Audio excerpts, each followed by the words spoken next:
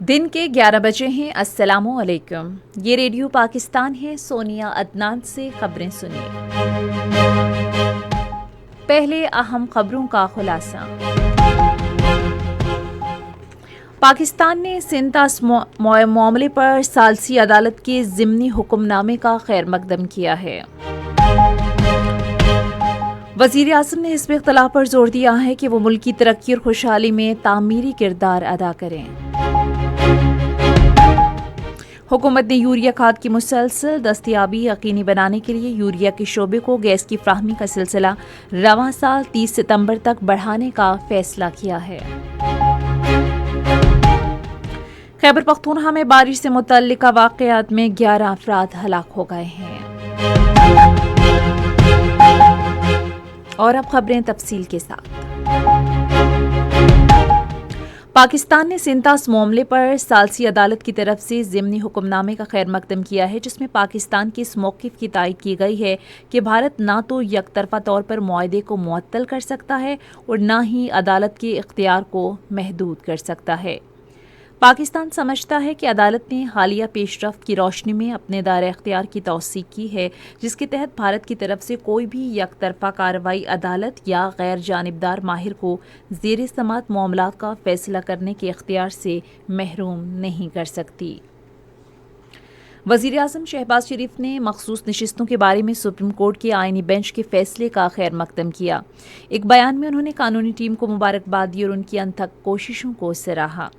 وزیر اعظم نے کہا کہ یہ فیصلہ آئین کی بالادستی اور قانون کی حکمرانی کی علامت ہے، جس میں قانونی دفعات کی درست تشریح کی گئی ہے۔ انہوں نے اس پہ اختلاف پر زور دیا کہ وہ حکومت کا ساتھ دے کر ملک کی ترقی اور خوشحالی میں تعمیری کردار ادا کرے۔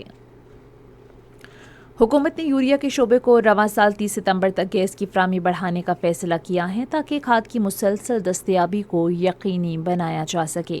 یہ فیصلہ وزیر اعظم کی جانب سے نائب وزیر اعظم اسحاق ڈار کی قیادت میں تشکیل دی گئی کمیٹی کے اجلاس میں کیا گیا تاکہ یوریا کی قیمتوں میں استحکام کو یقینی بنایا جا سکے۔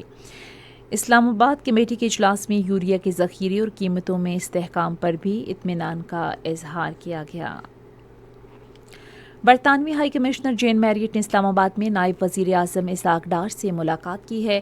ملاقات کے دوران انہوں نے مختلف شعبوں میں دو طرفہ تعاون، علاقائی اور بین الاقوامی صورتحال، آئندہ ماہ کے دوران اقوام متحدہ کی سلامتی کونسل کی پاکستان کی صدارت سمیت کثیر الجہتی روابط پر تبادلہ خیال کیا۔ وزیر داخلہ محسن نقوی نے مسئلہ کشمیر سمیت دیگر تنازعات کے پرامن حل کے بارے میں پاکستان کے موقف کا اعادہ کرتے ہوئے کہا کہ اس حوالے سے کسی بھی پیش رفت کا خیر مقدم کیا جائے گا۔ وہ قائم مقام امریکی سفیر نٹالی بیکر سے گفتگو کر رہے تھے، جنہوں نے اسلام آباد میں ان سے ملاقات کی۔ وفاقی وزیر نے ایران اور اسرائیل کے درمیان جنگ بندی میں امریکی صدر ڈونلڈ ٹرمپ کی غیر معمولی قیادت اور مخلصانہ کوششوں کی تعریف کی۔ وزیر داخلہ نے امید ظاہر کی کہ صدر ڈونلڈ ٹرمپ غزہ میں بھی جنگ بندی کرائیں گے۔ پاکستان نے اقوام متحدہ کے سیکرٹری جنرل کی جانب سے بچوں اور مسلح تنازعات سے متعلق سالانہ رپورٹ سے اپنے حوالہ جات ہٹانے کے اعلان کا خیر مقدم کیا۔ ایک بیان میں دفتر خارجہ نے اس اعلان کو انتہائی اہم قرار دیا اور کہا کہ یہ حکومت پاکستان کی اقوام متحدہ کے ساتھ تعمیری، پائیدار اور گہری وابستگی کا ثبوت ہے، جس میں بچوں اور مسلح تنازعات کے بارے میں سیکرٹری جنرل کی خصوصی نمائندے کے دفتر کے ساتھ قریبی تعاون بھی شامل ہے۔ یہ فیصلہ بچوں کے حقوق اور بہبود کے تحفظ کے فروغ کے لیے پاکستان کی مضبوط ادارہ جاتی، قانون سازی اور پالیسی اقدامات کی بین الاقوامی سطح پر اعتراف کی عکاسی کرتا ہے۔ صوبہ خیبر پختونخوا میں بارشوں کے دوران پیش آنے والے واقعات میں کم از کم 11 افراد ہلاک اور 6 زخمی ہو گئے۔ قدرتی آفات سے نمٹنے کے لیے صوبائی ادارے کی ابتدائی رپورٹ کے مطابق بارشوں اور سیلاب کے باعث سب سے زیادہ نقصان ضلع سوات میں ہوا۔